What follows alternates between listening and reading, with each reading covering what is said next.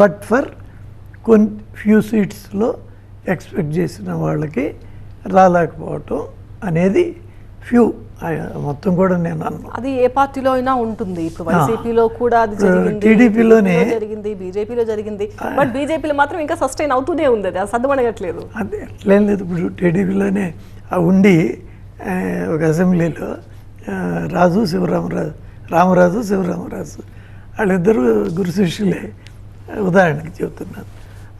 వాళ్ళిద్దరూ అది చాలా అంటే ఫైట్ ఉంది. అట్లా ఒకే పార్టీలోనే ఉంటాయి, అందులో వేరు పార్టీల నుంచి వచ్చినప్పుడు చాలా ఉంటుంది. బట్ బై అండ్ లార్జ్ ఇదేమీ మొదటిసారి కూడా కాదు. 2014లో కూడా ఇలాగే పొత్తు కలవటం జరిగింది. చివరి నిమిషంలోనే ఒక స్టేజ్లో అయితే పొత్తు క్యాన్సిల్ అవుతుందేమో అని కూడా ఆ రోజు అనిపించింది. కానీ చివరికి అంత సర్దుకుని సజావుగా జరిగింది, గెలవటం కూడా జరిగింది. కాబట్టి సేమ్ థింగ్ మళ్ళీ రెప్లికేట్ ఇప్పుడు కూడా అవుతుంది గ్యారంటీగా. కాబట్టి ఇవన్నీ చిన్న చిట్టుపట్లే కానీ ఈ బాంబులేం కాదు, దీన్ని డిస్ట్రక్టివ్ కాదు. ఓకే. సో ఏపీ బీజేపీలో పార్టీ రెండుగా చీలిందా? రెండుగా చీలటం అట్లేం ఉండదు. ఇప్పుడు డెఫినెట్గా సీటు రాని వాళ్ళు, ఇందాక నేను చెప్పిన హార్ట్ బర్న్ ఎంతో కొంత ఉంటుంది కాబట్టి అది అలా చీలిందా అని అనిపించవచ్చు. ఒక్కోసారి ఏమవుతుందంటే ఆ అభ్యర్థి ఒక చోట గట్టిగా ఉండొచ్చు. ఉదాహరణ, మా జీవీఎల్ నరసింహరావు గారు చాలా సమర్థవంతుడు, చాలా ఇంటెలిజెంట్, నాలెడ్జబుల్, హార్డ్ వర్కింగ్. ఆయన వైజాగ్ సీట్ని కేంద్రంగా చాలా చేసుకున్నారు. కానీ తెలుగుదేశం వాళ్ళకి వాళ్ళ రీజన్స్ వాళ్ళకు ఉన్నాయి, ఎందుకు అది వాళ్ళకే కావాలి, ఎందుకు మాకు ఇవ్వలేరు, convincing reasons. The football is mother of all games. It is a team sport. The leadership attitude is taking the ownership. It's always a big responsibility to take decisions and the right decisions. I always question the stereotypical.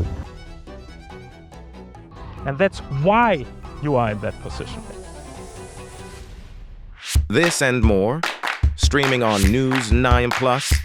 Subscribe now. Convincing reasons ఉన్నాయి. దాంతో మరి జీవీఎల్ గారికి ఎంతైనా ఆయనంటే నాకు చాలా ప్రత్యేకమైన అభిమానం ఉంది.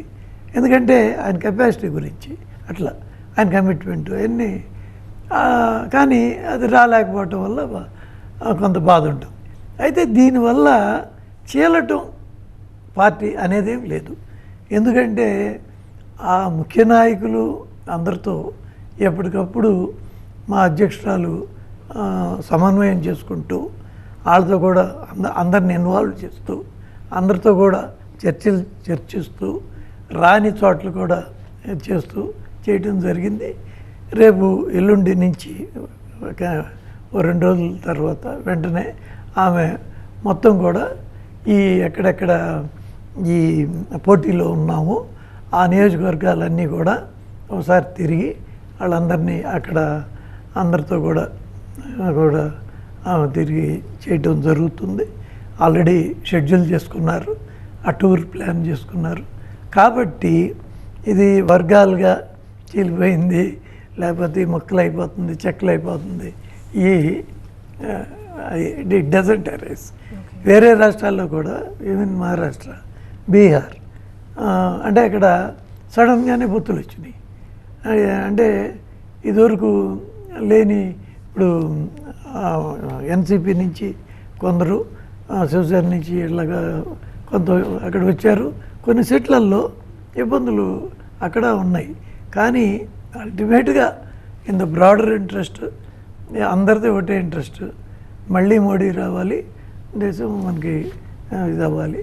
ఆ కామన్ ఇంట్రెస్ట్ ఉన్నంతకాలం ఈ పర్సనల్ ఇంట్రెస్ట్లు, ఈ డైవర్స్ ఇంట్రెస్ట్లు ఇవన్నీ అది సప్రెస్ అయిపోతాయి, అవి లెక్కలో ఎక్కువ.